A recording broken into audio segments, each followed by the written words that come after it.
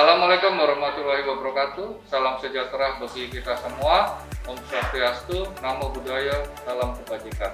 Saya AKBP Lilik Tribawono SIK, Kapolres Tanah Toraja bersama staf mengucapkan selamat Hari Anti Narkotika Internasional tanggal 26 Juni 2020. Dengan ini mengajak seluruh masyarakat Tanah Toraja untuk bersatu dan bergerak melawan narkotika demi mewujudkan masyarakat Tanah Toraja yang sehat tanpa narkoba.